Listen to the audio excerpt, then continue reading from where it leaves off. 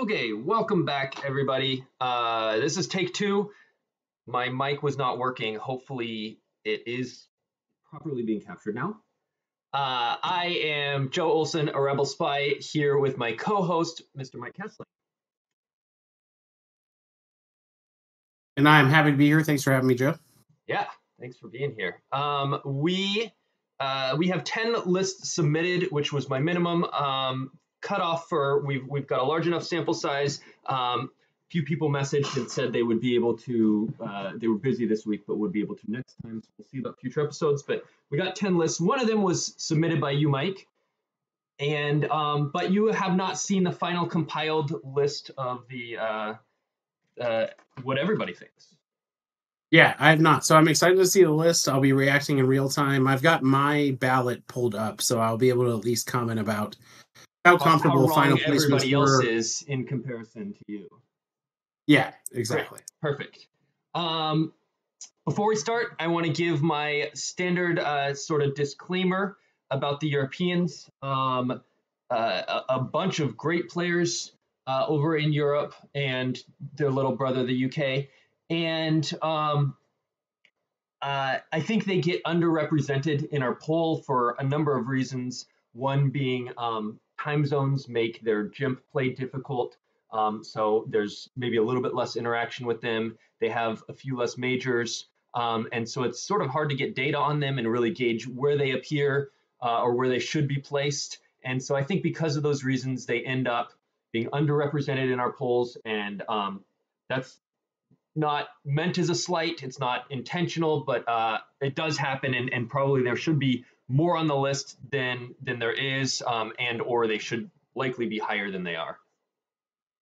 I would agree with that. I looked on my list. I have 7 Europeans, and I would say, Joe, of the Americans, you and I are probably somewhat uniquely positioned to comment on our perception of the skill of the European community, just in that we've played in most of the U.S. majors. We both played in multiple European majors. We just competed in the Outrider Cup. And so I'll be interested to see who made the list and where and how that compares to our own personal rankings. Yeah, and I'll say, when I go over there, the tournaments are not any easier. And in fact, a lot of times maybe a good deal harder in that middle range of games where there's just like a lot of good players over there.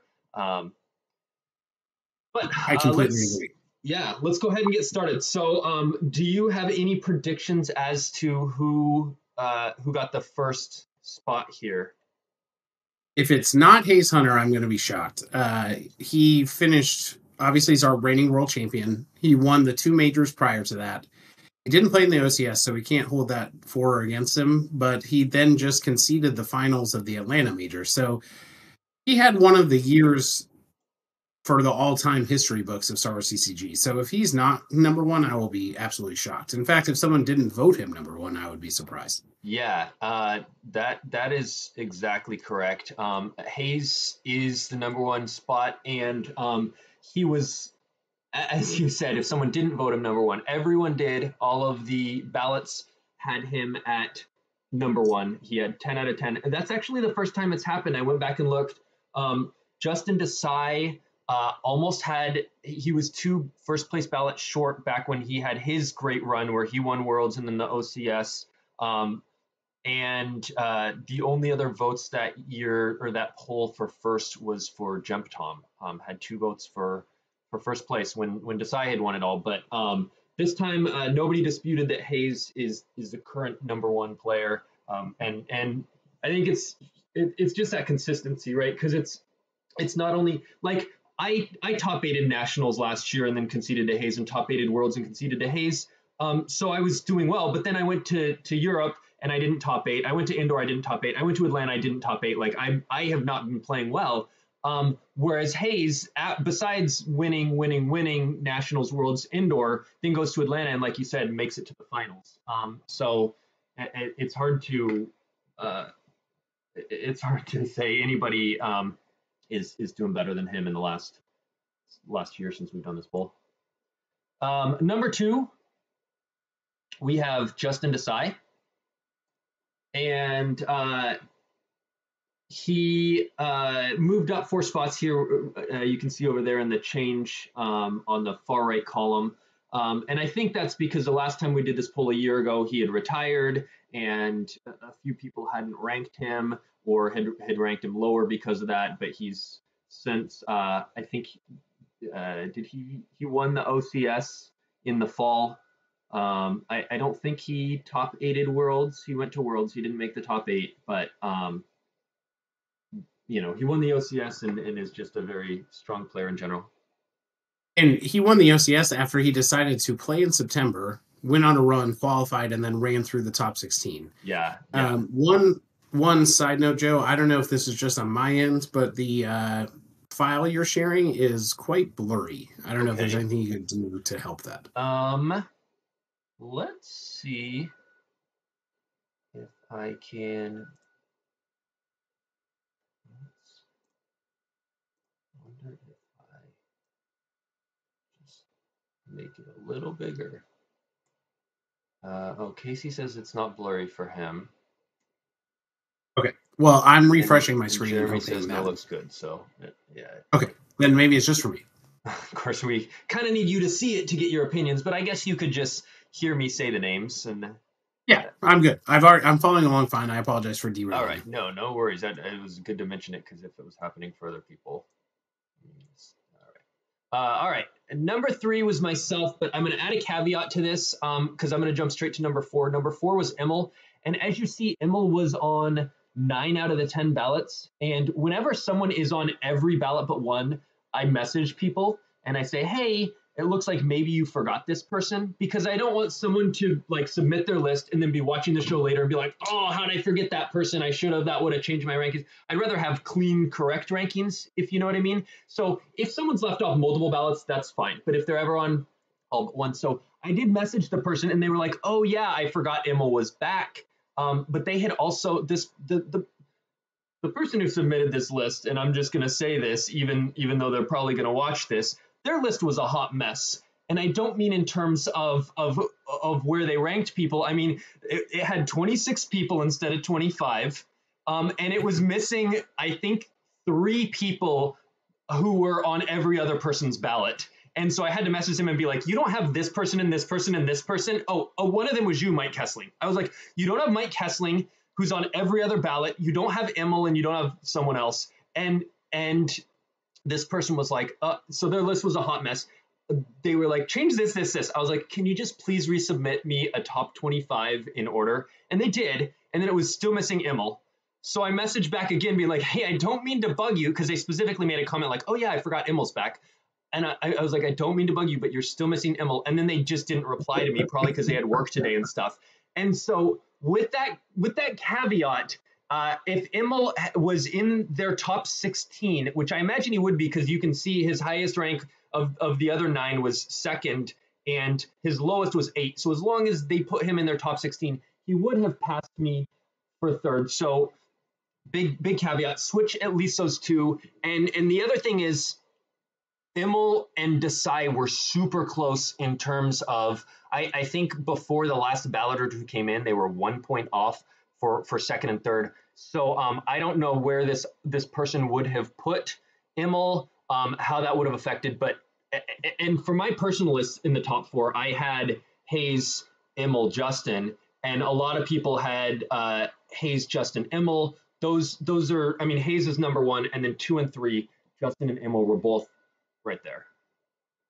So far, my list and the list are in the exact same order. So, well, I think you have me too high then. I did not have me that high. I think it's splitting hairs. Honestly, given the top 4 here, I'm like, I would rely more on the decks and who's playing more actively to say who is currently favored. Sure. Yeah. But to me, these 4 and then who I had as my 5th are the clear top 5 players in the game. And I'm guessing your 5th is the number 5 because we've had was it Matthew Harrison Trainer? It was. Oh, well, there you go. I think we've had basically in the top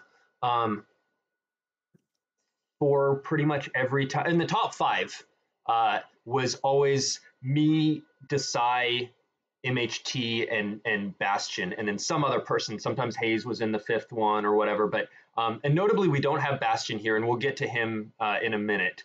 But MHT has always been up there. Do you want to comment on why you had him?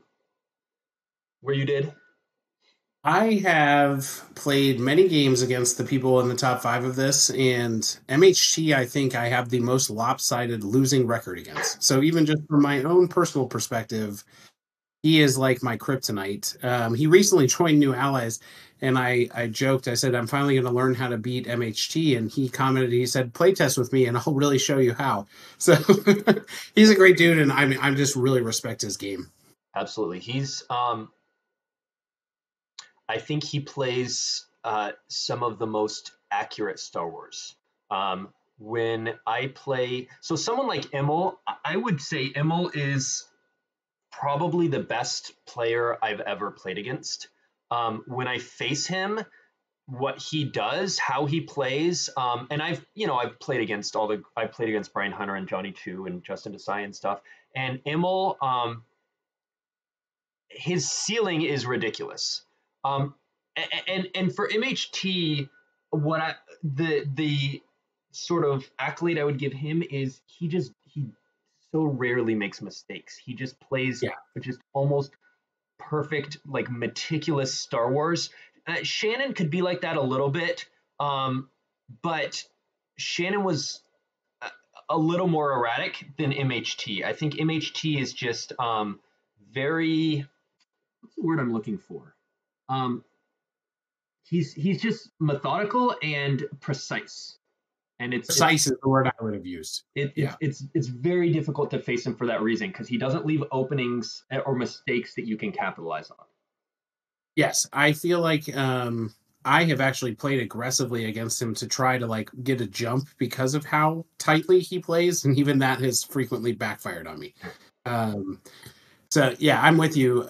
Emil, to me, his ceiling when I have played against him, I have sometimes never felt less in control of a game of Star Wars is when I'm playing against him. Um, and I remember I actually, for the first time ever, beat him at Euros on day 1 this year, and I walked outside and I was like shaking a little bit because it was like I can't believe that happened. It's intense, right? The adrenaline. Yeah. Star Wars, such a fun game. So that's our top 5 this time in some particular order. I think that feels fairly accurate. Next, we have yourself, Mike Kessling. Huh. Huh. It's higher than I had myself, so that's a nice compliment. Yeah. The highest you were ranked was second. There was an individual who thought they had Hayes first. Obviously, everyone had Hayes first, and they had you as the second best player currently. And the lowest was 14th. So everybody said you're in the top 15, and the consensus was at spot number 6. Oh, that's a huge compliment. Thank you. I feel very unworthy of whoever decided to rank me at number 2 because, as I said, I had solidly these 5 people ahead of me. But it's an honor to be rated so high. I will say the last 2 years of Star Wars is hard for me to fathom the success that I've had, and I'll credit it to my team and also just like I have dedicated a lot of time and thought to the game, and then it's paid off. And to that end, I was looking the other day. Somebody messaged me, and they were asking about major results. And JNAP has a wonderful spreadsheet for that lists every major since the reset and what place every person got in that major.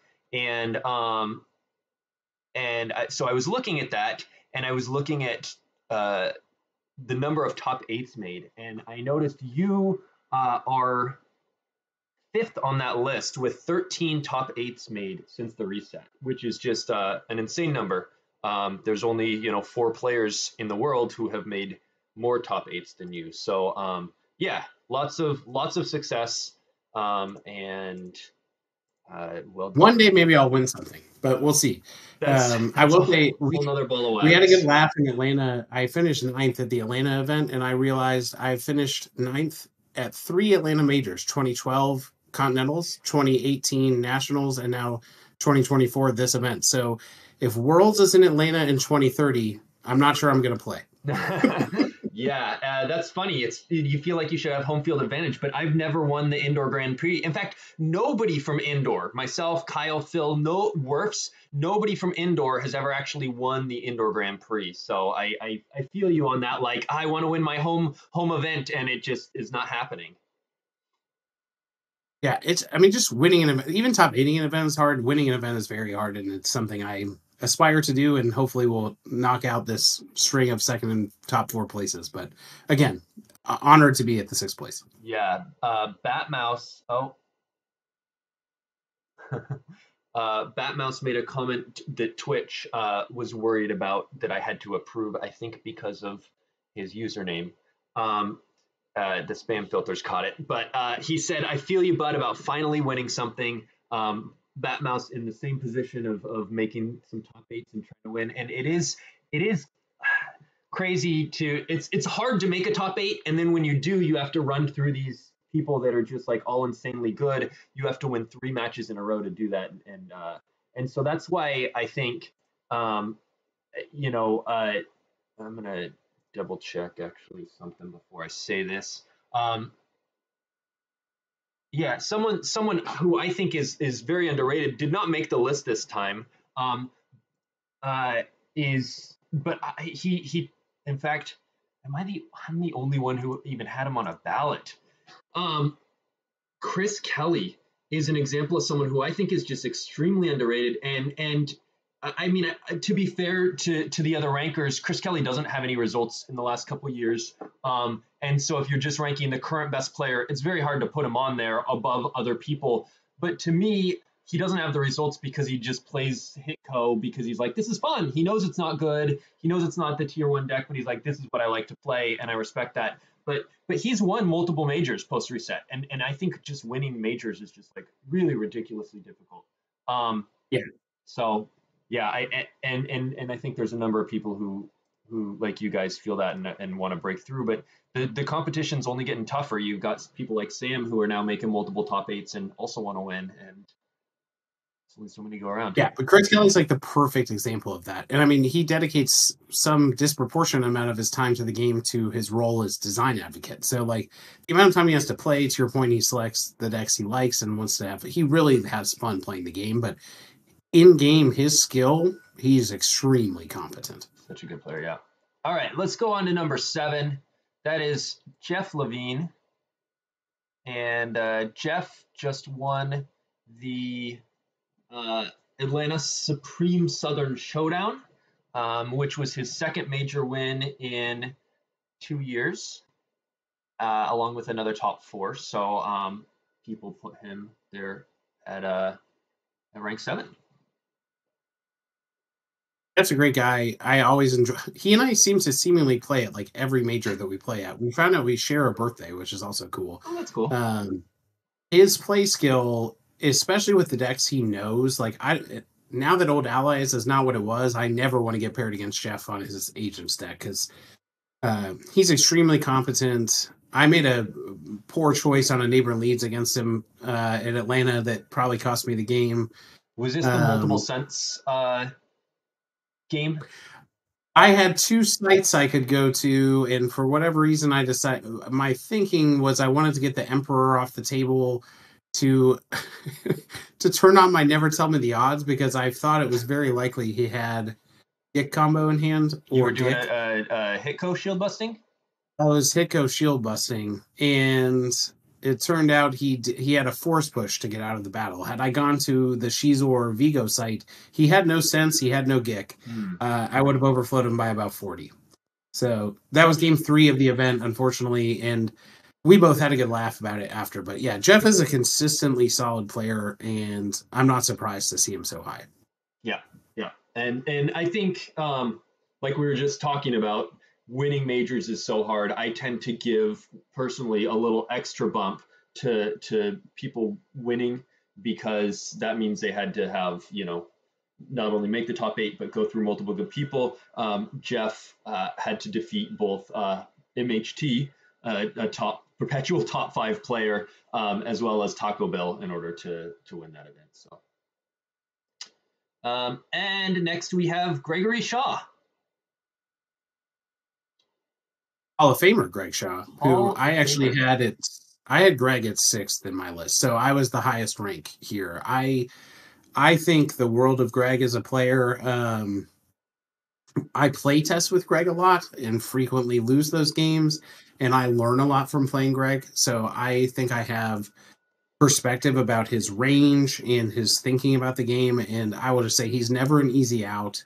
And he could pick up a deck and very quickly understand what's good, what's bad, what the optimal lines are. So having him on our team is a huge asset, and he consistently puts up strong performances. I was pleased that he ended up being the second captain's pick for the Outrider Cup. He had just narrowly missed potentially tying Brian Fred for the final spot, but his car broke down on his way to Virginia State's. And so he didn't get that opportunity to get the final points, but he was very deserving to be on the team, and it's hard to argue that he's one of the best players in the world. Oh, absolutely. And he is one of the 4 players above you in terms of top 8s made, with 15 post reset. He's tied for 3rd, in fact. So yeah, perpetually just strong finishes. He has won a major post reset, the John Anderson Memorial in 2019. He defeated me in the finals. So yeah, just very solid player. And you are never excited when Schoenthal says, "All right, the pairings are posted," and you go look and you got Greg Shaw. You're just like, "Oh no." Yeah, exactly. I would be like, "Oh man, could I get almost anyone else in this tournament?" Would probably be my reaction. Yeah, agreed. All right, number 9, we have our second European after Emil, Kieran Fergut. I hope I'm pronouncing that right. That's the best I can do. I don't know how to pronounce a thing with an umlaut above it. I can't help you. Okay. I've asked Kieran. I'm when I'm fairly there sure for the that part weekend. is I can correct. kind of no. Kieran is a phenomenal player. Was just on the Outrider Cup for the Team Europe. He has at the last Euro Worlds in 2019, he went 6-2 and had a play-in game. So the last 2 Worlds he could play in, he went 6-2 and made the play-in game, and then the online Worlds in 2020, he got 2nd place. And so yeah, just super strong player. I'm sure at Worlds this year he's going to be right there contending for a top 8 or higher spot. Runner-up at Euros this year. I do think that his name is pronounced Kieran, but I may be misremembering. I did ask him at the event that how am I saying he had been drinking. Kieran? Like, yeah. There's like a little bit of different enunciation that we're probably not going to nail, so we should just move on. But okay. Yes, we all knew we were talking about Ketwall. He top 4'd the GEMPC last year. He's consistently one of the best European players. He just crushed me in the Outrider Cup with his Hitco against my ISB. Mm-hmm. And yeah, just a solid player, solid guy. I had him in my top 15. There's another European that I think is less well known that I personally had ranked higher than him. I hope that this person made the list, and if not, I will advocate for him after. Okay, well, we'll see. All right, number 10 is Sam Tashima. Another teammate of mine. I had Sam in my top 10 as well. Sam had quite the year and was just recognized for that with Breakout Player of the Year from the Advocate Council. But multiple top 8s. OCS, I think, top 8 or top 4. Yoshi is his handle. Incredible player, very thoughtful. He honestly reminds me a bit of MHT in the way he approaches the game. He's very methodical. He's an actuary by trade, so like the way he thinks about things is very quantitative and deductive in nature, and I just really enjoy my conversations with Sam about the game. Yeah, I agree. And I texted something to someone about Sam the other day, someone not on my team. And I hope I can say this without it being a slight on the rest of New Ally. I hope a compliment for one person isn't seen as a diss on the other ones. But what I said is Sam scares me more than anyone else on New Allies, maybe even including MHT. His ceiling is really high, I think, and he's hungry. And I said that MHT and Kessling and Greg are better right now, but I could see Sam being better in just a year or two. I don't take that as an offense at all, for what it's worth. Okay. I never know how stuff comes off when you're, because you're comparing people and whatever. Sam is a person who I think has been underrated for a number of years. And in terms of just just being a very good, solid player. And then a year ago, he had his breakout. He's breakout player of the year for a reason. And he top eighted nationals. He top eighted indoor. He top eighted Atlanta. He lost a win-in at Worlds last year to MHT. Sorry, the top 8 playoff. I shouldn't say a win-in. So he made the play. He went 6-2 and made the play. He went 6-2. In fact, I was standing watching part of his game, and he kept just saying pass, pass, pass. And I whispered to Drew, I was like, Sam knows we're not playing on GIMP, right? He doesn't have to physically say pass, but he's that in the zone sometimes when he plays. Yeah, and I think the MHT comparison is really good, and I've actually made that exact comparison between the two of them myself. And in terms of Sam being that methodical player, but I think where he has had his breakthrough is he was, in my opinion, a little too careful in the past, a little too cautious, and I think he's started to expand his willingness to make plays that are plus EV, even if they add some variance, and that has just really upped him to the next level. So Sam is one that I think, if you look so far at the change, most people have moved around a few spots. We have Jeff went up quite a bit because he was higher on one when he won a major, and then he fell a little bit, and now he's back. He won another major. He moved up, but Sam has had the biggest jump so far in the top 10 because of that really big breakout with multiple top 8s, and just his skill level is great. Yeah, hard to argue with. I will say so far the top 10 in my top 10 are only 2 players different. Okay. Well, I think we'll see your players. Mine is different because I had 2 more Europeans in my top 10, but I think we'll see them, so we'll get there. Number 11, Brian Fred, the other player tied with Greg Shaw for third for number of top 8s posted. The other 2 are myself and Desai, but then it's Fred and Shaw are tied for third, and then you're then at 5th. There's no 4th because they're tied for third, if that makes sense. Yeah. But yeah, so Brian Fred, obviously continual. Oh, and besides that, we were talking about how hard it is to win majors. But Brian Fred has won multiple majors. He has 2 wins, one at indoor, and I'm not sure off the top of my head what the other one was, but he has multiple major wins, post reset, and a ton of top 8s. Just a very good player. Yeah, I mean, he made the Outrider Cup outright. He just posted quite the tournament report leading up to that, and I would commend that to anyone to take the time to read. But Brian's one of those players that he kind of ebbs and flows with his interest in the game, and oddly enough, it doesn't always necessarily correlate with his performance. Sometimes he does best when he's sort of taking it easy and just there to have fun, and he picks the 2 decks he thinks like Diplo and Verge that he just knows, and we'll see what happens. Brian is an incredible player. I probably have played more games against him than anyone else in the top 11 just because we playtest a lot together, and my record against him is unbelievably lopsided in my favor, which I like to dangle in front of his face. And he frequently admits how funny that is, but not someone I ever want to play in a tournament. That record could always start slipping his direction. Yeah, absolutely. They're never easy games. He beat me at San Diego a year ago, and then I managed to take one off him at indoor this past year. But that's the fun part with B-Fred is the games are always enjoyable too. They're never like that was boring or that was it's just like they're engaging, and he's just a fun guy to play. The tournament report was really great because it was his personality put into words. Yeah. I looked it up. His other major win was 2015 Texas Mini Worlds. Okay, cool. Yeah, so phenomenal player, B-Fred. Next at 12, we have Drew.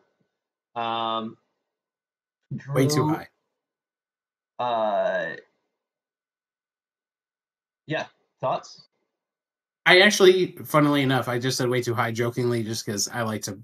Drew's my best friend, for those that don't know. And so we have the type of relationship where we will joke with one another. But I actually had Drew at spot number 12. So I feel really good about this. Drew, he's won 2 majors, so he can lord that over me until I finally get over the hump there. But he won the MPC 2 years ago in San Diego last year. But outside of that, he's had success in the OCS. He beat me in the top 8 of the OCS this year and lost in the top 4 to Justin in a very close match. His results otherwise have been kind of hit or miss. But overall, Drew, his grasp of the game is exceptional. He does a lot of theory crafting and talking about lines and things in the team. And he does a ton in his role on D&D. So I would just say overall, he just won a Volunteer of the Year award for all the work he does there. So he puts so much thought into the game. Super solid player. Yeah. And Casey points out in the chat, 2 people left Drew off, which on one hand, maybe so the last major Drew won was in January of 2023. And we did have a poll since then. So between the last poll and now, Drew doesn't have a ton of results. His major wins were before that. So if someone was like, just looking at since the last poll, maybe that's a reason for leaving him off. I don't know. But what I would point out here is even with the 2 people leaving him off, he's got 121 cumulative points. If even a single person had put him at one of those 2 people had put him at 25th, that'd bump him up to tie with Brian Ferretti. He's only 6 points behind Sam. So if someone had put him in their top 20, one of those 2 people, or if both had listed, he might have easily made the top 10 there.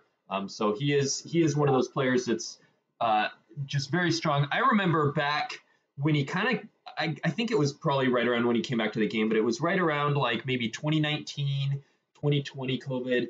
And you'd see Coffee Pass just on Gemp all the time playing games, and he was fine, but I was just like, okay, he's an okay player. He in my mind, he didn't stand out, and then he just like got better and better and better, and soon he was having these OCS runs where he'd go 11-1 in a month, and you'd be like, all right, this guy's legit, like he's really good. And then he won a major, and then he won another major, and it's like he's one of those players where you can literally just like see the progress that he's made, and it's like not, he has not reached his ceiling yet. Yeah, it's hard work pays off, is what I would say. He's dedicated himself. He has a son on the way in the next month, so he's probably going to be taking a bit of a step back in the near term. But that's hopefully, for the rest of us. We're happy you're procreating, Drew. Cool. Next up, we have Anthony Howard, and I think this might be a little bit low. 13. I'm trying to like get this. This is not going. Here we go.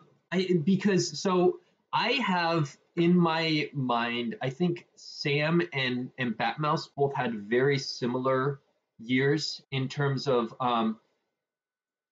neither of them had ever made a top 8, to my knowledge. I don't think they had made a top 8 post reset. And I might be wrong. Maybe Batmouse can correct me in the chat. But I know Sam hadn't, and I don't think Anthony had. And then they both made the top 8 at Nationals. Batmouse made the top 8 at Worlds, and like you said, Sam lost a playing game to MHT to make the top 8. Then Batmouse didn't attend Indoor, Sam did and made a top 8.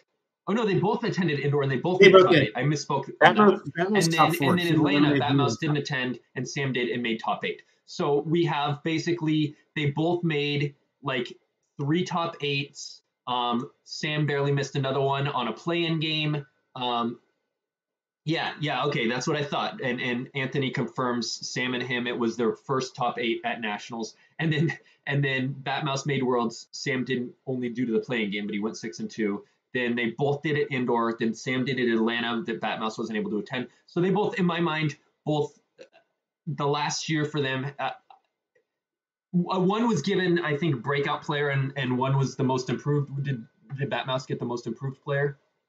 Yes, I don't totally, even though I was involved in the discussions on this, I don't totally understand the distinction, but either way, they both had years worth commendation. Yeah, I was not involved in the discussion. I didn't have anything voting to do with that. But in previous years, I had been involved in the discussion, and I remember asking, "What's the difference between most improved and breakout?" Like, because if you improved, did you break? Anyway, there a lot of people are like, they're both similar, and they both well deserve some sort of award for saying, "Holy crap! Look at the year Great. you had." Just incredible. I mean, making a top 8 is hard. Making 3 of them in a year is insanely. It's that consistency that we were saying earlier, and both of them really had it, and both of them are just on that upward trajectory where they both scare me in terms of like, all right, do we suddenly have to worry about another perpetual top 8? There's only 8 slots, people. There's only 8 can make a top 8. And now we have these people like Mike Hessling and Greg Shaw and Justin Desai who perpetually make top 8s and have all these top 8s. And then now we've got Sam and Batmouse who are like, no, we're going to make every top 8 that we attend to. Like, there's only 8 slots, people. It's crowded company. Yeah. I'll say I underrated Batmouse on my ratings, and I didn't spend a ton of time on them. And the only comment I'll have on that is I think that he learned his deck super well. He played Hunt Down in Y4O that he invented, the Batmouse build, all year to huge success. And I'm curious to see if those decks aren't as well positioned in the meta, how his success will continue or decline. So I'm very interested to see 2024 and 2025 how Batmass performs. But I will tell you, I've lost to him in a top 8 this year. I lost to him at Worlds last year. So he has my respect as a player. He's a very competent player. I'm excited to see what he does. I've lost to him many times, all the way going back to the Hollow Table days. And I've always thought he's underrated for that reason. But I also know he loves his like goofy, playing Abyss and stuff like that. And I think at times it can hold him back. I agree that some of his off-meta stuff, particularly that Bat 40 deck, was really strong this year, and he played it really well and turned it into a meta deck because of how good he did with it. People were copying it, and I think, I think we'll see. But I think he has that obviously crazy good potential. And I think it's one of those things where I said like Sam went from a little too conservative in my mind to sort of opening up, and that leveled him up. And I think Batmouse, if he actually moves, keeps his quirkiness, but doesn't hold himself to it so much, and moves even a little more mainstream, will to blend the two will because like I wouldn't advocate Sam to get rid of the cautiousness, just like shift a little bit on the continuum. And I would say the same with Batmouse, keep the quirkiness but shift a little bit more mainstream. I think he'll continue that success. I agree completely. We were laughing in Atlanta. Scott Lingrell, who top aided the event, was playing Gavin, his light side like Endor, let the Wookiee win, Chief Trooper set start. And we were all laughing that Scott was basically like, wow, playing with all of these good cards, things changed. I'm like, Batmouse moving away from Abyss and Chasm is kind of in that same vein. Like, equip him with better decks, better cards. I'm not surprised he's doing so well. Yeah. All right, number 14 is Jim Tom, who notably is only number 14 because he was just listed on 6 of the 10 ballots. Of the 6 people who listed him, they all had him between spot 5 and 11, which is higher than this 14th spot. But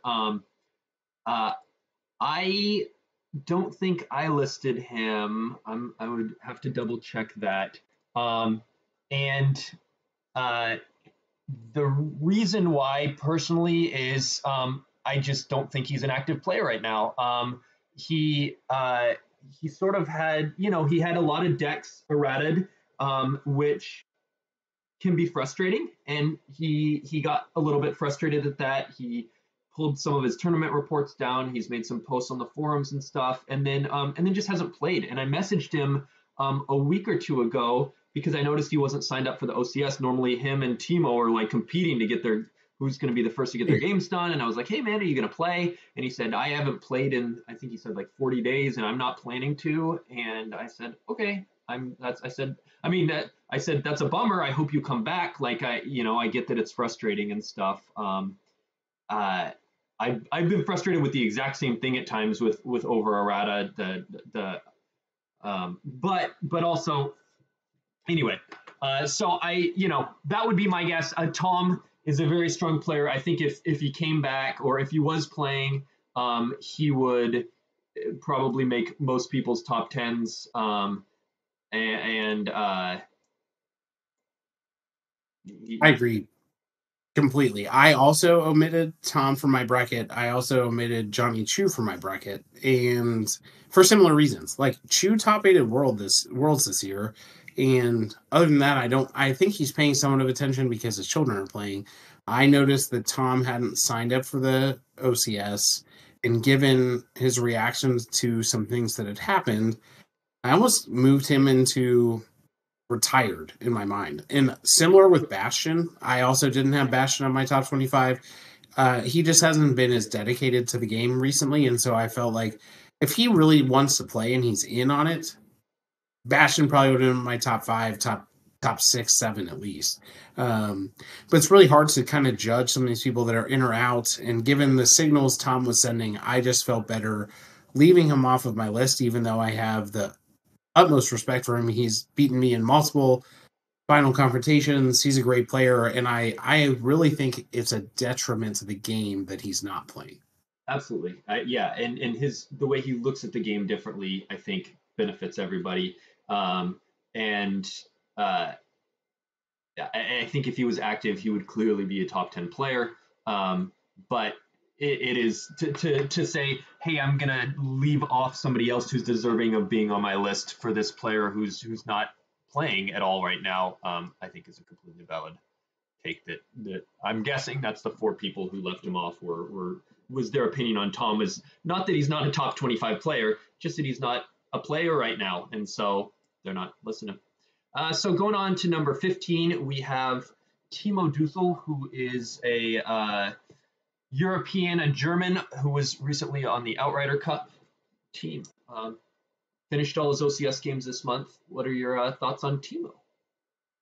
I had Timo in my top 25, but behind multiple other Europeans, including the one I had on the top 10 that's not yet on the list. With that said, I think Timo's an extremely talented player. I don't want to play against him if I can help it. He takes extremely aggressive lines typically. So he will put you on the back foot. He will make you have an answer. I respect his game. I think it's cool. He plays a lot of different decks. He plays a lot of different formats. And I think the amount of time he spends playing the game has clearly translated to a lot of success. In fact, I think he's 10-2, might be the leader in the clubhouse this month in the OCS. It is. I don't think it'll hold up, but it is currently in the top spot. It's interesting you say that he plays a lot of different decks because I was going to say I think that's probably his biggest flaw is I feel like he plays like Thrawn fairly exclusively, and I feel like if he really worked on some other decks and broadening his range, I think he would become very scary. And it's I think you're right in the which earlier it was with Drew that you made a comment about like his hard work paying off, and I think that's the same with Timo. We see him making the OCS playoffs, we see him doing well there. We see him making the Outrider Cup team, and I think he's another example of like putting in the time has really sharpened his skills. Agree completely.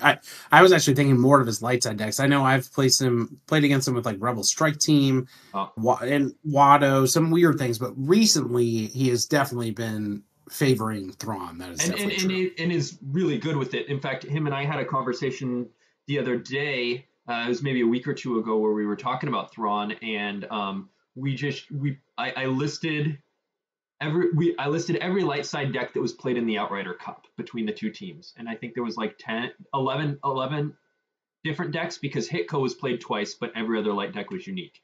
And oh no, so 11, so 11 decks. And I said, tell me how you feel with Thrawn against these 11. Which would you favor? If you were sitting down in a top 8 match and Hitco was on the table and Thrawn, and you could pick up either one in a 1-game match, which one would you pick up? So which would you favor? And I listed all mine, which I thought was favored or even, and he did his, and we like compared notes on it. And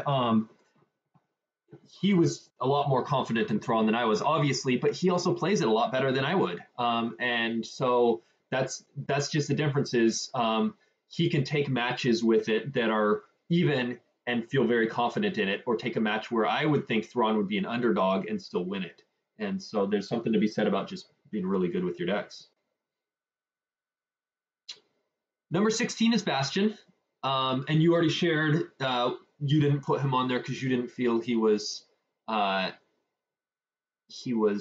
active player. I did put him on there, and in fact, I might have had him ranked. No, I didn't. Someone else ranked him above me. I did have him in my top 10.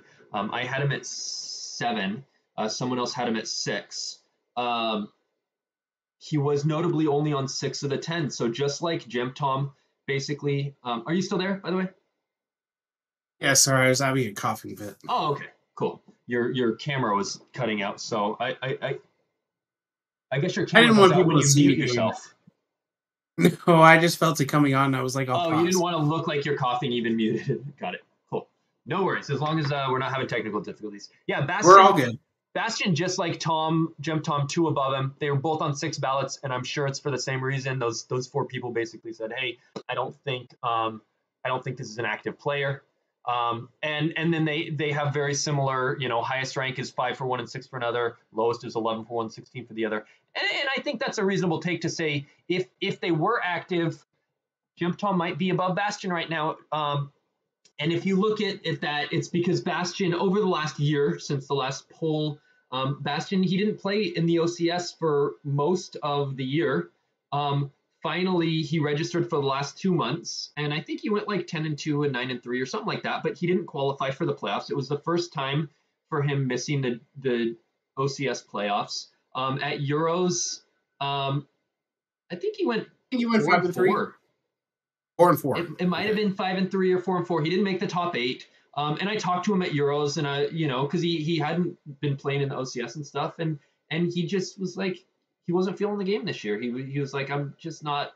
It's not in a spot where I'm really enjoying myself, and I've been doing other stuff, and But if he's dedicated, another one. I mean, I would have Bastion in my top 2 or 3 players of all time. Every time, and so, like I said before this poll, he was he was always in the top 4 every time we've run this poll before. He's been in the top 4, and I have him still as a top player.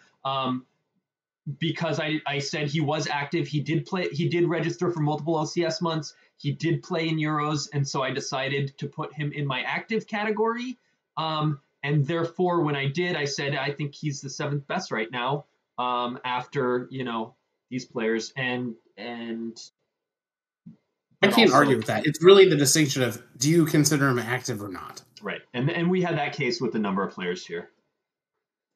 All right, so then after Bastion, I'm dragging the wrong thing. After Bastion, we have Justin Brate, Silver Glen. Are you starting to get seamed at the European that's in your top 10 that has not yet made the list? I am, but I'm also not surprised. And if he's not in the top 25, I'll talk about it later. But I had Silver Glen, Justin Branch in as probably my 4th European, maybe 5th. And Justin's a great player. There's not much else I can say other than that. He almost exclusively plays online. He'll play 1 to 2 live events a year. He's top-aided Europeans the last 2 years. He is a consistently solid player. He works with Justin a fair amount, to my knowledge. And it's really not a slight against him that I'm picking these other people. I just think their results in the tournaments they played in are a bit more impressive, and having played against them, it's kind of who puts the fear of God into you. And I'm scared to play Justin. I'm just more scared to play this other person. Yeah. We'll get there. For Justin, he was the captain's pick on the Outrider Cup team, and he ran into a couple of bad matchups. He had a game against me where I was QMC and he was ISB, and it wasn't a free executor build, so he wasn't able to just dominate the system with an executor, and QMC did its thing. And then he had a close loss against Brian Fred's TTO with his Anakin Saga, where he just got a very slow start, not being able to get the nightclub very quickly. And so some tough games there, but he is perpetually finishing. He makes the OCS. I think every year. I think he missed 1 year, but otherwise we had it in 18, 19, 20, 21, 22, 23, 6 years now, and I think he's made it 5 of the 6 years. And so definitely a top player. And he's one that I used to think of as a sort of narrow player, in terms of, like, he was very good with his decks, like we just mentioned with Timo, how he's just very good with Thrawn.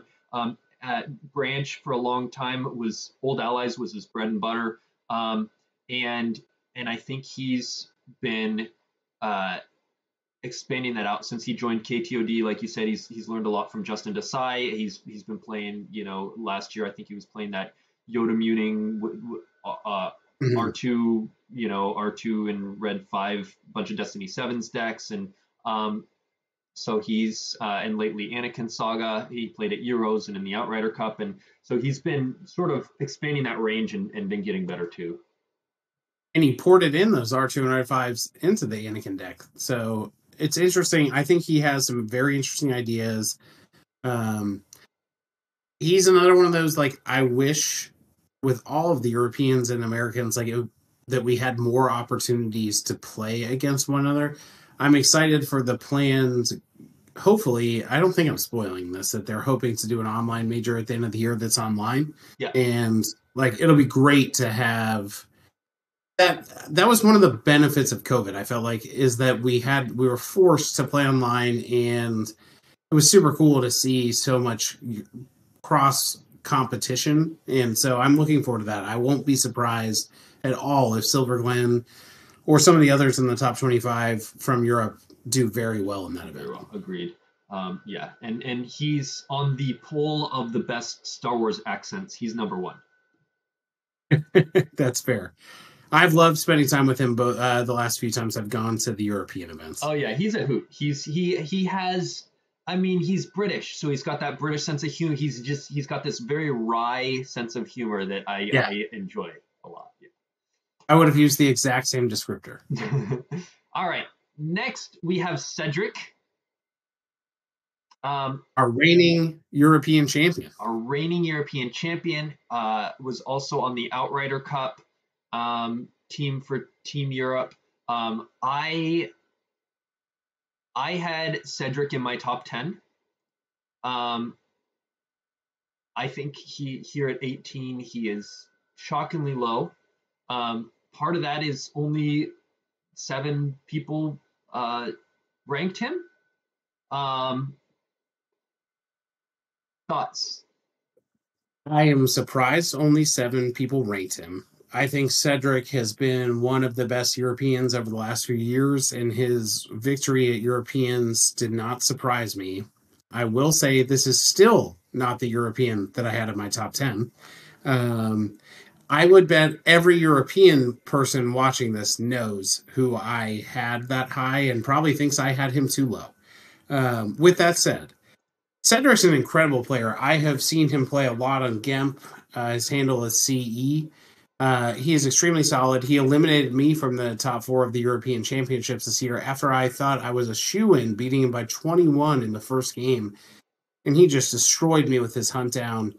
And it was a very pleasurable match. I was somehow left that table with a smile on my face, even though I thought I was going to win a match and had to walk away after he just crushed me. And I think there was an argument maybe Cedric could have been one of those breakout most improved There was a players. post. In my mind, he was already recognized as a super good player. Yeah, and yeah, Kieran asked like, how come Cedric wasn't a breakout player or most improved or whatever, and JNAP responded like, because he's just been so good, like, and he posted some data about how Cedric has won multiple majors before, and it's been a few years, but really he is just a phenomenal player. I think anyone who wins Euros is right up there as like it takes an incredible skill to run through that gauntlet.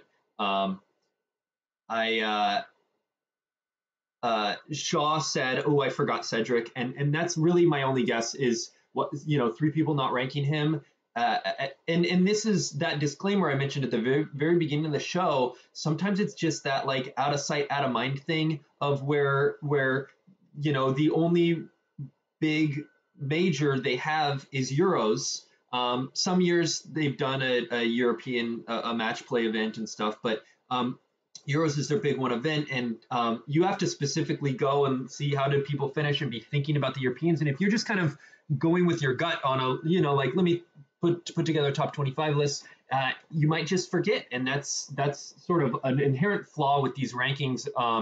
But I think if we look at any objective metrics, Cedric is one of those like super strong players. Like I said, I had him in my top 10. I was not the one who ranked him 5, so there was at least one other player who put him above me for having won Euros. But yeah, very very good player. This is, as you can see in that change column, he's debuting here on. I don't know if he's debuting if he was on a previous one. This is just a change from the last time the poll was held, so it's possible he had been on an earlier one. I'm not going to pause to look that up right now, but at least from the last poll to now, he jumped. He's highlighted green because he is a new entrant from last time on the top 25. Yeah, I think this is definitely one of those out of sight, out of mind, as you said. Like anybody, if you honestly, it's also probably how much time are you putting into your list. I probably spent 5 minutes on mine. I did have Cedric on my list above where he actually right around where he was. Excuse me. I was not the lowest, I was not the highest. So there's a few Europeans I had above him, but I don't want to play against Cedric. If there's anything on the line, it is going to be a brutal game. Yeah. Next, we have another European, Kuhn. So Kuhn's one of the ones I did have above Cedric. Kuhn is part of the European contingent of the New Allies. He's had an incredible 2 years, top 8 multiple majors, including an American major that he and Eric has traveled for. He made the Outrider Cup. He is a consistent, solid player who also has great range. And his skill in depth in the game goes back to time in the Decipher days where he had qualified for Worlds back then. And I don't think his skill has ever really dipped. So, Kuhn's like Cedric. I don't want to ever have to play against him. It's going to be a very challenging game. You got to know your deck. You got to know the matchup. And he has had quite the 2-year run. Yeah. And what's amazing about Kuhn is he's so casual when you play him. He's, when you play some people and they're just like intense people, they're just like, raw. Like Kuhn is just, he's having fun. He's laid back. He's relaxed. Like I always have games against him where he's just like smiling and friendly. And he just like, he enjoys the game, but he plays it really well. He's a very intelligent person. He's like that in even other games that I played with him. He just enjoys the act of playing the game, being with people that know the game, that are also intelligent, and like you hit the nail on the head, Joe. I would say he is just a pleasure to play against. Yeah. And Casey says that's also how he feels about Kieran. Kieran, I've had some intense games with. Kieran is a pleasure to play against, but in terms of that, like, like just casualness. I view Kieran as like a fierce competitor, and Kuhn I don't think of as just like this ferocious competitor, but then he just beats you anyway. He just plays amazing anyway. And yeah, I don't know if hopefully that distinction doesn't offend either of them. Because but that's just when I sit down against Kuhn, he's just like he's smiling and he's having fun, and it's just like I don't know how to describe it other than he's just like just like slinging cards around and then just like doing it really well. I'm having so much fun I don't even notice how badly I'm being beat. Yeah. Just number 20 is Johnny Chu. And again, this is one where 5 of the 10 people ranked him, and we just have maybe that's on me as the person running this to have more of a clear criteria of what makes someone an active player or not. Johnny Chu did play at Worlds, and he did top 8 Worlds. But like you said, you said you left him off. I also left him off because, he came, he played, he was more focused on his kids, and he did really well. But I wouldn't expect him to see him at majors. I'm surprised when he comes. I'm happy. It's a great surprise. I'm happy when he comes, but he's coming because he's brought his kids, and so I don't consider him active player so much as just like he's actively parenting, which is awesome. And but if I ranked him, there's no doubt he would be in my top 10 because he's one of those players who can't come back, attend Worlds, and make a top 8, and that's just like infuriating. Yeah, exactly. It's like, oh well, it's like riding a bike for him. Show up, top 8 Worlds, no big deal. Yeah. Yeah. So I think his position here is solely because of that. Is he an active player? Not question. Going on to 21, we have Golden God, Charlie Arlinson, Carl, and his son. And he's one that only got ranked at 6 out of 10. And I would posit to guess that's not because of questions about whether he's active. He's not as active as he had been in past years. He didn't attend Atlanta. He didn't go to indoor, which is one he has made in the past. So he's not as active, but also I think he's fallen off a little bit from his peak. And I don't mean that to imply that he has peaked. I think he has a lot I think his potential is super high, but I think he's been involved in other stuff in his life, which has made him attend less events and also not do quite as well at the events that he's attended. And so I think we've seen him fall in the rankings because of that. I think it's a justified fall, but that he could easily pick up again and be ranked higher. I'll be transparent. I had him ranked at 11th. So the highest rank for Charlie was from me, and I talked to Charlie frequently about the game. He has very insightful opinions that have helped my performance. And so I think you just hit the nail on the head, though. He's just had like life obligations and things that have not allowed him to be at as many events. But when Charlie is dedicated, his performances speak for themselves. I mean, he has had quite a run in the last 2 years at the events he's been at. And I also see the behind the scenes of our team and what impact he has. And so I just have great respect for Charlie and his ability. Yeah, I had said, I've said it a number of times. So he has 8 top 8s post reset. I have said multiple times, I think Charlie's the best player post reset to not win a major. And I actually reevaluated that this past week, and I said, actually, it might be Mike Kessling now. But if we look at the players who have made a bunch of top 8s and not had a win yet, we have you with 13 top 8s, Werfs with 9 top 8s, and Charlie with 8. So you, Werfs, and Charlie all with 8, 9, and 13 top 8s and no wins. It's very hard for me to say like which one of you is the best, but any of you 3, I would say, are all just like it's shocking that you haven't won. I would put it that way. And I think anytime now, nobody would be surprised to see you guys win one, and not just surprised, but everyone would love and be happy to see any of you 3 win one, because all just like very well deserving great players. Well, thank you for saying that. I will say I have said many times I think Charlie is the best player to have never won a major.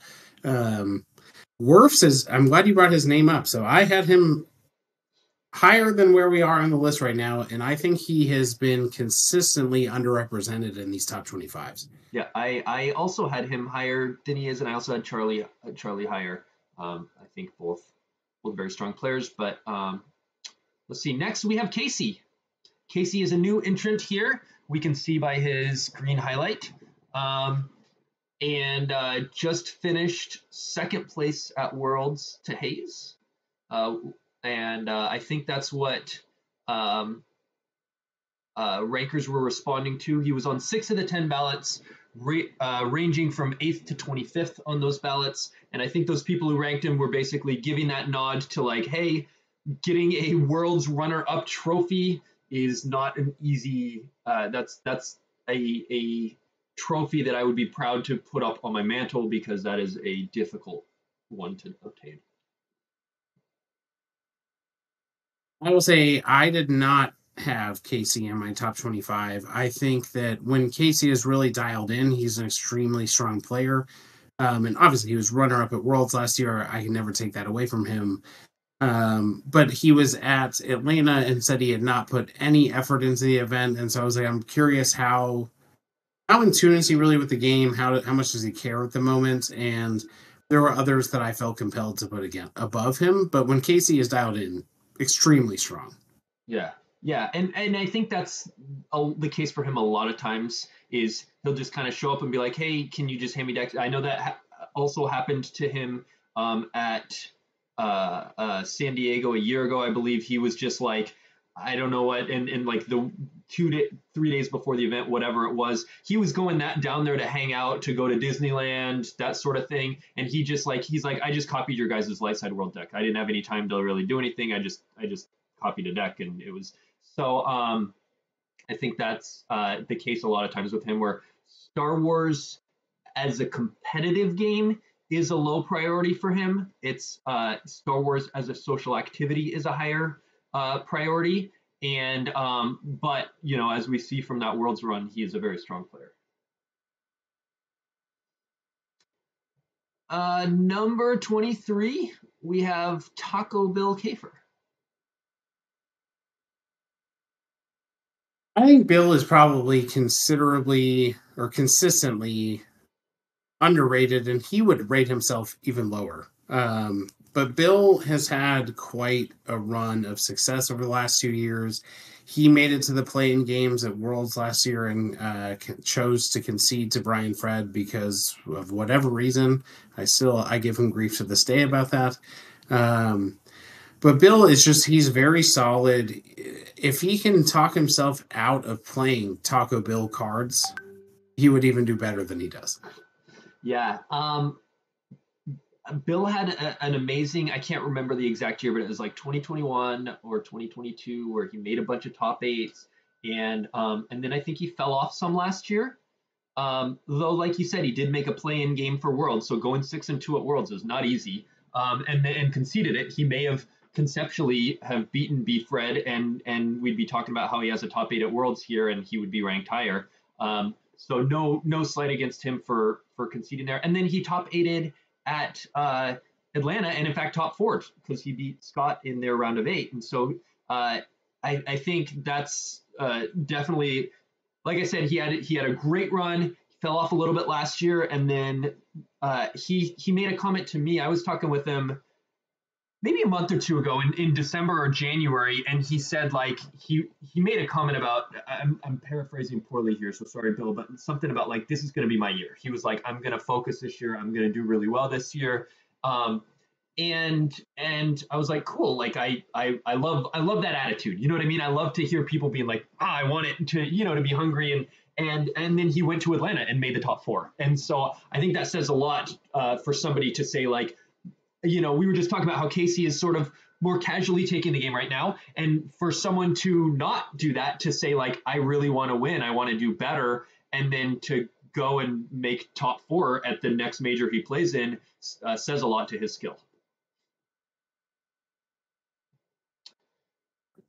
I couldn't agree more.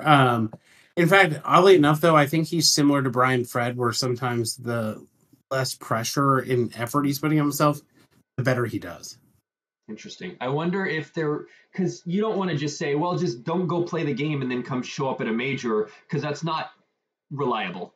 So I wonder if there's some way they can stay engaged with the game and practice and get the reps, but get rid of that pressure and get out of their heads and still and do well. So that's an interesting question that I think Sam would have some opinions on. Him and I have been chatting some sports psychology lately over text and sharing some Olympic finishes and Ironman stuff and that sort of thing. And I think and we've been talking about that getting out of your head pressure stuff. And I think I wonder if that has an effect. I think it affects all of us. So. All right, next after Bill Kafer, we have, I'm just going to shift the whole list up here because I'm running out of room. We have Chris Werfs. Again, we just talked about Chris. I'm just so glad he finally has made a list again. Like you see, he's 7 points up, which means he was 31st on the prior list. And Werfs is just, he's an exceptional player. He has really a lot of range, but he also is similar to what you were saying about Kuhn. Like he's just going to be the most fun, classy opponent. You should always have a good game against him. While I think I may lose, he's like one of those people that I'm like, if I do get paired against him, like at least I know I'm in for a fun hour. Yeah. I remember the last time we did this poll, Werfs didn't make it, and like you can see, his name is highlighted green because he's a new entrant on this list compared to last time. And I remember doing the show and advocating, basically saying he's so underrated. He had just missed the top 8 of Worlds by a play-in game, but he had a bunch of consistent results. And then now one reason I think why he made this list is he just got second at the Indoor Grand Prix to Hayes. And like we were just talking about, he is second place post reset for number of top 8s without a major win. So he is, just a phenomenal player, consistently top 8ing. And you mentioned you're always going to have a good game against him. I would go even further than that in that not only do I always have a good game against him, I don't think I've ever had a bad interaction with him. And that's shocking because like it's a competitive game. Like you play against people and you have a disagreement. You're like, no, it gets intense. Like, and I know I love these players who are just such much better people than me, and that they're just always kind and they're always generous. And I really try to be more like that. And Werfs is one of those players where it's like I've had intense, heated interactions with people because of who I am, and then because of who they are, and because we're opponents. And I've never had that with Werfs. Werfs is just like a phenomenal opponent in terms of competition, but also just in terms of sportsmanship and joy. Couldn't agree more. He's well-deserving on this list. If anything, he's probably lower than he should be. Agreed. And then our last coming in at Mr. Irrelevant, number 25, we have Connor Britton, which I'm guessing that means your European didn't make the list, so we'll get to that after we talk about Connor. Well, I was actually just running through my list and seeing who was missing, and I was thinking, how is Connor not on this list? So not on your list? On this list, I had Connor at 15. You had Connor, and you were like, how do we not have Connor? And then here he shows up on that. So apparently I had him the highest of the 7 of us that had him on the list. Connor notably started off, I think, 5 or 6-0 at Worlds this year, and then unfortunately lost his play-in game to Johnny Chu. He's been a consistent OCS threat. He doesn't get to play in every major, but when he does show up, I think he is always a threat to make top 8. And actually, I would throw him into that same vein we were just talking about Werfs, and what a pleasure he is to play against. However, his cards are always sloppy, but his personality very fun to play with. Yeah. Well, that's why you just got to play him online. Stubley is never an easy out. Consistently finishing well in the OCS. and in terms of results, I think he made top 4 in the Gym PC last year, and then he top 8 in nationals. I think top 4 nationals, maybe it might have just been top 8. I don't remember. Last year, and then like you said, went 6-2 at Worlds and made lost in the play-in games. Yeah, just great results, great, super strong player. I think he did. We see him fall a large number of spots here, and I would attribute that solely to last year when we did the poll. He had just top 8 in nationals, and he had top 4 the You're right, GPC. top 4, yeah. And then since then, he doesn't have any top 8s. He does have that 6-2 at Worlds where he lost the play-in game, but other than that, but he also hasn't been able to attend a lot of majors, like you said, and so that's why he fell. But I think in terms of his skill, he is very much a top player. Yeah. He also really brings some innovative thought. Like, he's pushed the envelope with like Rescue the Princess and decks that you may not expect to see from people. He will bring them to the top tables. So I admire his gumption when it comes to that. And I think if he were able to play more often and more consistently, like, his ceiling, the way you talked about other players, is very high. Yeah. Yeah,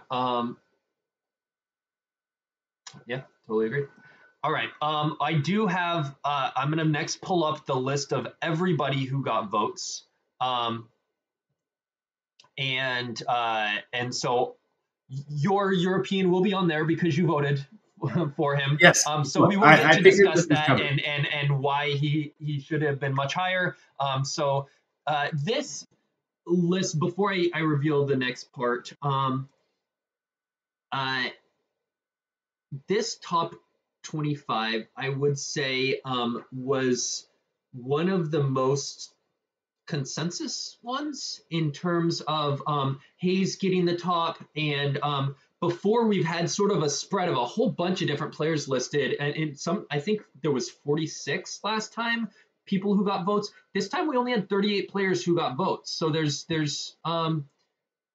yeah, I think people, there was a lot of consensus. We also had a lot less ballots submitted. We only had 10 this time. In the past, we've had 14 was our lowest, but then we've had 18 to 20 before. So yeah, so almost half the ballots of other times. But yeah, it is a considerable narrowing. All right, coming in at. Don't look. Wrong one. I hit the wrong thing. Coming in at number. Gosh, I'm dragging the wrong. Number 26. I saw who it was. Jonas. I had Jonas. I had him on my top 25. He made top 8 at Euros. In fact, he was spot number 1 after day 1. He went 7-1. And just a very strong European player. This is the player that I was alluding to earlier. So Jonas last year lost in the finals of Euros after eliminating Brian Fred in the top 8, myself in the top 4, and then he lost to Emil in the finals. And then this year he was the only 7-1 player at Euros, and lost in day 2, I believe, in the top 4, maybe the top 8. Regardless, having played now, I played him 5 or 6 games between those 2 tournaments. Mm-hmm. I have the utmost respect for him as a player. And Brian Fred also played many games against him, and I can recall walking back to our hotel in Europe and just saying, I didn't know who this person was. And, like, he's one of the best players I've played against in years. Like, his skill, he was tracking many cards in his deck and many cards in my deck. And I was struggling just to keep track of the cards in my deck, let alone anything he was doing. So, yeah, I think that he'll do it with a beer in hand. He'll be exactly. 3 beers in with a beer in hand and be just blowing you away.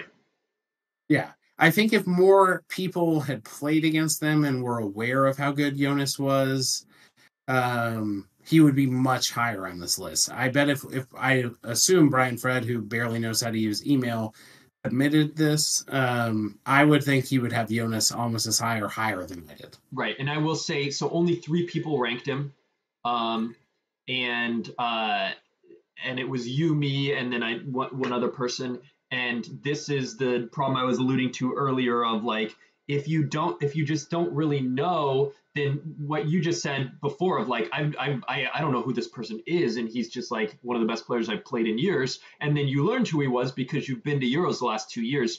But if you're ranking and you haven't played against Jonas and you're like, oh, okay, he made a top 8, that doesn't really necessarily mean a whole lot to you. You don't have a face to put to the name and that sort of thing. But of the players who played him, and you having played him so many times saying he's a top 10 player, that should really speak volumes for how strong he actually is. If the people facing him are like, he's a top 10 player, then he's a top 10 player. He's a very strong player. And I believe it's usually him, Casper, and Emil who travel to events together. And Casper is also a great player in his own right. But when he's the clear third best player in the car, you should know that is a strong contingent. Right, absolutely. Casper's scary. Casper, I feel like succumbs to the like he doesn't play that often, so he'll just show up and have his sort of zany stuff and still do really well. But if he was like one of those ones that played more, but yeah, Jonas is phenomenally strong player. Next we have Ryan Jellison, who is another great player, but maybe didn't have as many results in the last year, and so isn't on the radar. But I just saw him this past weekend in California at an event and saw him, just crushing. He's just a great player, and he also suffers from. He has the handicap that Drew and Chris Kelly have of he puts a lot of time into the game in D&D, time that he could be spending getting reps, getting to be a stronger player, but all of us get to benefit from him putting in his time towards making the game better, to his detriment, but everyone else's benefit. But very strong player despite that. Yeah, he top 4 worlds this year. I had him in my top 25. He is also a very innovative deck builder, and like he'll play what he thinks is fun and might be good. And I respect his approach to the game, and he's a solid player.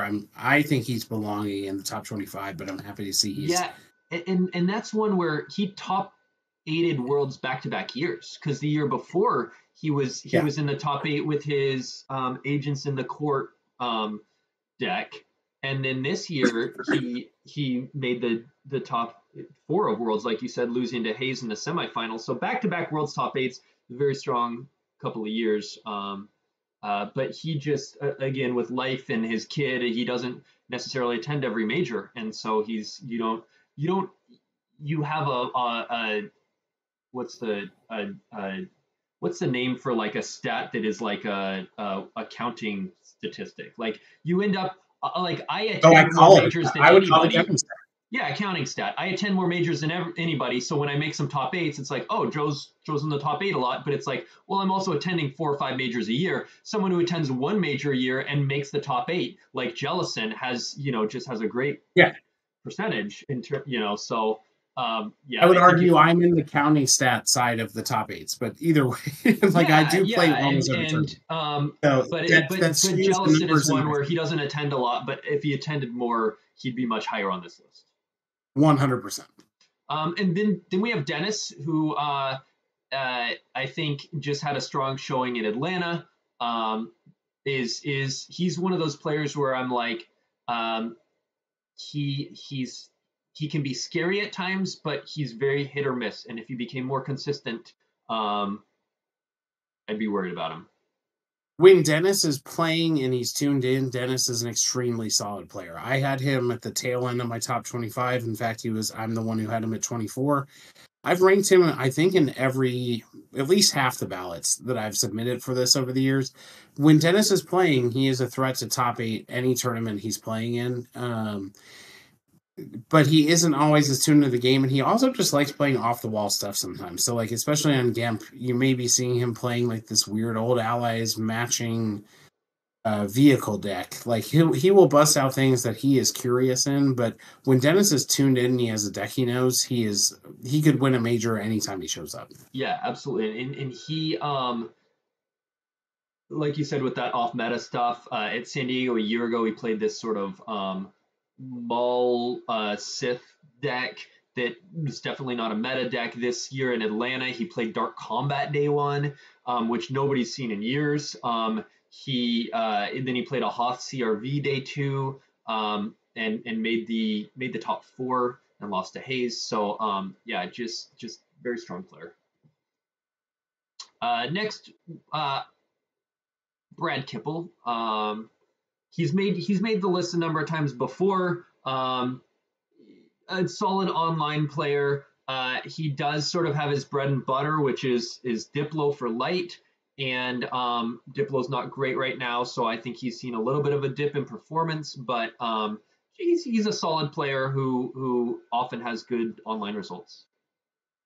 And I get the pleasure of playing against Brad sometimes at like our regionals and things. He's also a very solid online player. He just doesn't have a lot of opportunities to play in person. I didn't realize he ever played in person, so that's cool.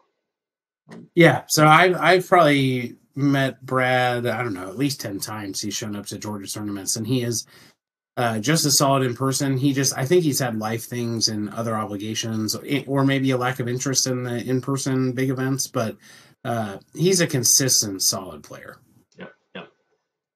Next, at number 30, we have Zimowit, another European player. He's in red here because he was on the list last time and fell off this time, and I think that's fair. So he's one where he's a person who's won three majors post reset. He's won Euros multiple times, so just a very strong player. But he's mostly just not super active. In fact, he was only on 2 of the lists. He's not super active. He hasn't had a ton of results lately. He wasn't able to attend Euros last year.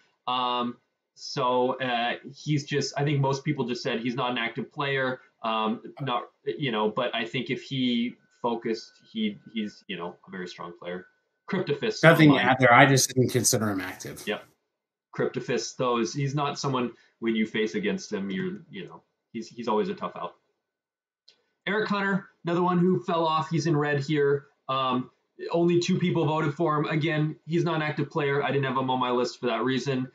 If he and that's the thing is he fell 13 spots.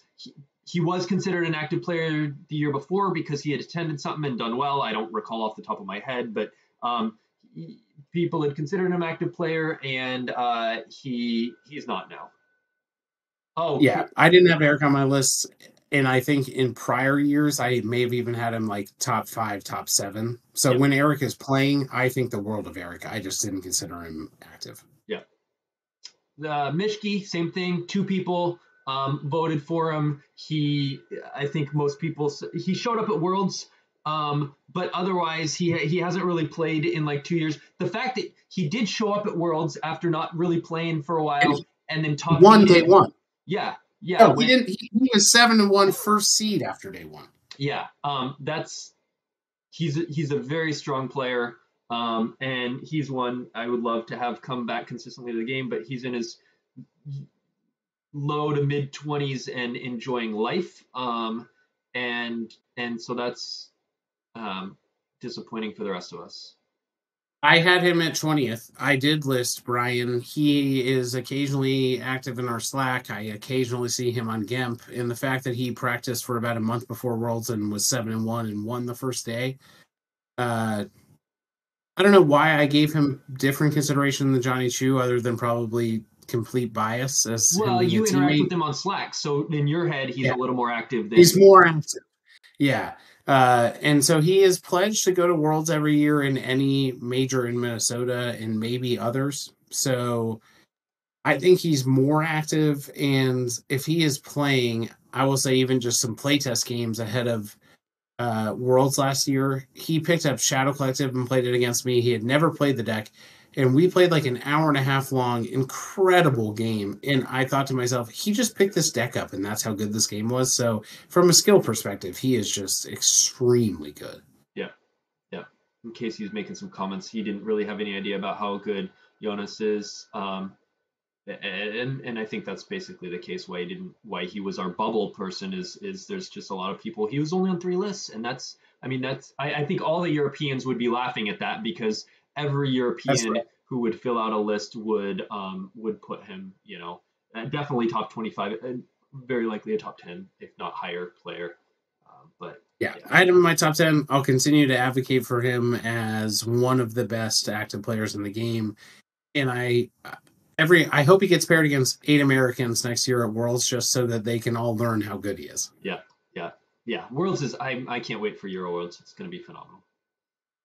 Lingrel got 3 ballots. He went 6-2 at Worlds and had a play-in game, and then he made the top 8 at Atlanta. So we had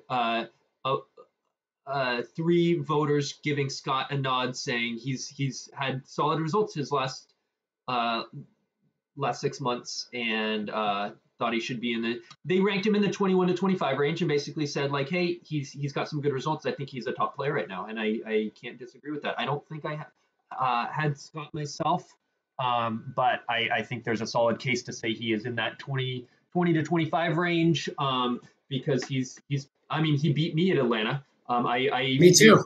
I beat him in the play-in game at Worlds, and then he got his revenge and beat me in Atlanta. So, I learned about the power of Isaac Beck. That's but yeah, Scott, I think he's an extremely competent player. If he's obviously shown that Musician's deck can really hang with anything that's on the ground. He got knocked out of the top 8 because Taco Bill just played a Space Yum 4 Ops, and that was able to beat it. But otherwise, that deck is scary. Yes, you don't want to play characters against it unless you have a plan for how to handle a lot of power and evasion and weird tricks. And he knows it inside and out. And Scott, he's had success in the early days of the game. I believe he top-aided Freedom Con. His focus, his efforts on some more like fringe, interesting decks. But when he has good cards, he knows how to play. Yeah, for sure. Yeah.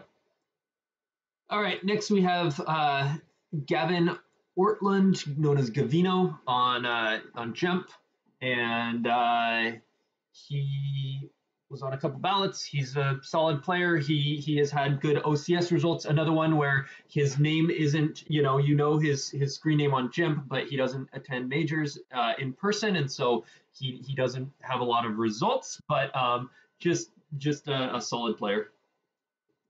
Yeah, I think if he played more in person, he would be higher on this list. But he's very competent. Yeah. Next, we have Chris Kelly, who, like I mentioned earlier, I was the only one who had him on a ballot, and I totally get that in terms of he has not had results. He is not. So if your top 25 is based on who's had good results in the last year, then Chris Kelly does not have an argument to be on there. My only argument is I think when I make my list, and everyone has their own criteria, and again, maybe that's on me as the person who organizes it.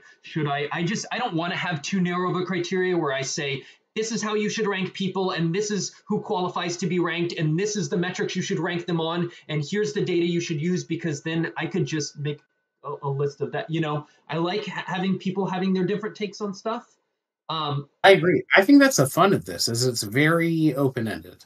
And it's totally subjective, and you forget people, and you may not have played against Jonas, and so you don't know how good he is, but so I totally get why nobody listed Chris Kelly. In my opinion, when I think a top 25 player, I absolutely put Chris Kelly on there, because he, like I said, he's won multiple majors. I think the only reason why he's not just out there crushing it right now is he's too in love with his pet decks. And I don't even say that as a negative thing. I think he purposely chooses that. He has fun with it. And he goes, I like this deck. I want to play this deck. I'm going to play this deck.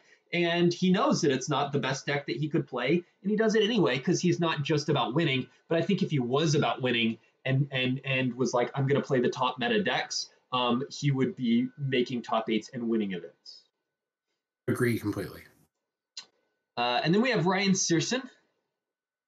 the Stink Bug King.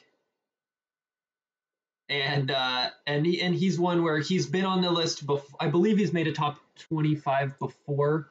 And he's one of those players who ebbs and flows, where he's just not consistent. He's a good player, but sometimes and sometimes it's matchups where I've played against him and I have an IMBATS mains and he has, CCT or whatever, and it's just nothing he could do there. But I think he is a player that has high peaks, but he's not consistent, and that's one where you're not like thrilled to face him, but there are times where he's just going to crush you, and times where the games are easier. And I've said, about higher people on the list, I've said you never have an easy game against him. There's some games where I've had easy games against him, and again, that can be matchup based, where it's like, all right, cool, I'm just throwing my mains in your audience chamber, getting use pulls, and like, if we swap decks, I wouldn't have any chance in this. It's not on you per se, but I do think that there are times that Ryan is just really good, and it's a consistency factor. Yeah, I think sometimes you can win or you can definitely lose a tournament before it starts on deck selection, and I think he's one of those players that, like, he has his decks that he really likes, and sometimes they're well positioned, and sometimes they're not. Like, and if he could broaden his range a bit, I think he would move up this list. Yep, agreed. Then we have Robbie Hinden was listed, and Robbie. So I did not list. I was not the one person who ranked Robbie. But what I will say is, I can see you throwing Robbie on there, basically saying like he made the last Worlds that he had played. Actually, I'm not sure if he played. He didn't play Atlanta. He played the year before. So, so his last year he had played, he made a top 8, and then he went to Atlanta. Not Atlanta. Yeah, the Atlanta Southern Showdown, and made a top 8. I guess Dunce 37 must be Robbie. So no one should have listed me, but I think there's basically saying like, hey, Robbie's a solid player. He makes top 8s, and he forces us to consider WAP a deck. So I honestly didn't consider Robbie as active, even though he came to Atlanta, in that he has basically only played those 2 events in the last 2 years. He doesn't play a ton. He does a lot of behind the scenes stuff instead of playing. Yeah, he'll come and help out with events. He's a great volunteer. Robbie came and spent the night at my house before the Atlanta tournament. I really enjoyed time with Robbie. I think that if he dedicated himself more to playing, he could do even better in tournaments. I really enjoyed talking to him because I would say not everyone like really thinks about different decisions you can make in game. He was talking to me about his map against Chris Kelly's Hitco, and he's like, I don't think I'm going to pull my Star Killer base sites. I'm going to wait. I'm going to activate. I'm going to play my ship up in space. I'm going to force him to go to ground. I'm going to do this. I'm going to do that. And it was very contrarian to like the typical map play. And so I just would say I think it's interesting how well he has done with how little he plays, and that he is willing to like really think through optimal strategy. Yeah, agreed. And him and I are very similar. We've talked about that. We have very similar personalities, and he's just one of those. But he's, I would say, one of the reasons why he's not higher is he's a very dedicated volunteer. And and he helps with so much stuff, so much behind the scenes stuff that but like you said, you didn't consider him active because he's played in 2 events in the last 2 years, but he top 8'd both of those events, and I think that in retrospect, I probably should have paid more mind to that, and I think I might have bumped him into my 25. I don't know who I would have removed, but he's deserving. Yeah. And then finally we have Michael Pistone. Another deserving person. Top 8 or top 16, I forget OCS this past year, but very solid, consistent player. And when he's playing, he's a threat to do well at many events. Yeah, and he's one I would say that I've been chatting with him the last few months some. He reached out and we've been talking about different decks and stuff like that. And he he's one where he had a lot of results back in the like early mid 2000s, around 2003, 2004. He's top 8 worlds before 2005, right in that range. I think the year Brandon Sheely won, and so was a very solid player back in the day. And then sort of came back a few years ago and has been getting back into it. Has young kids, but now he's more dedicated himself, I would say, in the last Yeah. like 6 or 8 months, where he was last year. He set a goal. He's like, I want to make the top 16 OCS, which is not an easy thing to do, and he did. He I think he ran off a 12-0 month to qualify, and so he's a player that I think we're going to see even better results from him in the next year or two, because like I said when I talked about Taco Bell, when he said like, hey, I'm gonna do better this year. He flat out told Yeah. me that, and then he went and top forward his next major. Pistone is another one who has told me, hey, I'm gonna do better, and I believe him. I do too. He's messaged me. We've chatted about old allies and different decks, and then I've asked him for perspective on decks. He's played and like he's very thoughtful. He has lines. We can talk about strategy. And I really do think it is a matter of how much time can he dedicate, because the ability and skill and thoughtfulness is there. Yeah. Um, yeah. So there's our top 25 this time, and yeah, I think we have the sort of European oversights that we always have. Jonas being probably the biggest one, and then just a lot of other. And I will say that this, to sort of further prove the point. And again, I hate saying something negative because I don't want to take away from these players, but Timo and Justin Branch, both phenomenal players, and they were both on my list of top 25. But I had above them other European. I had Cedric above both of them, and I had Jonas above them, and I think I had Kuhn above them. Yeah, I'm like in different places. We both did. Right, and so I think and that's main not to take away European from players Timo are or not both. Justin. The only reason why I'm pointing that out is to basically say it's that out of sight, out of mind thing. Silverglyn and Timo Dylan. He plays on Jimp as Dylan. So Dylan and Silverglyn, you see all the time on Jimp. You see them having these results, and they're more at the top of your head. And so some of these other Europeans, like Kuhn, like Cedric, like Jonas, fall further on the list, or fall off the list even, because of that factor. But that's not to take away from any of their skill.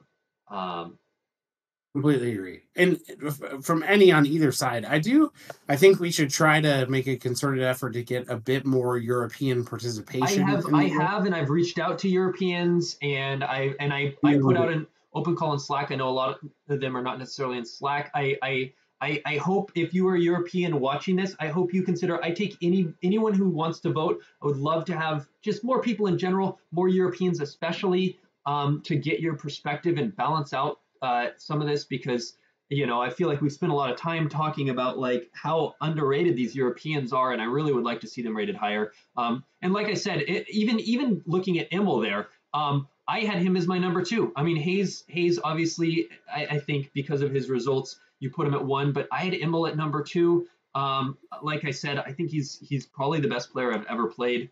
But yeah, but that aside, I think this is a pretty solid list. I think we have a lot of good players. I think we talked a lot about people like Shaw and Beefred who are just like perpetual top 8ers, and then we talked about people who are sort of up and coming like Sam and Batmouse. And yeah, there's a lot of strong players here. Yeah, I mean, I think at the end of the day, this is for fun. It's cool to just get everyone their flowers, as the young kids say now. I don't know that phrase. I just heard it the other day, so I can't Cool. really claim it. But long story short, I would say thank you for having me. This was super fun. I like just getting to discuss all of these players, and in reality, everyone who made this list and many other players have a chance at winning a given event, and it's just really fun to see how the average skill level in the community has risen over time between GAMP and other things. And hopefully, so this was spring 2024.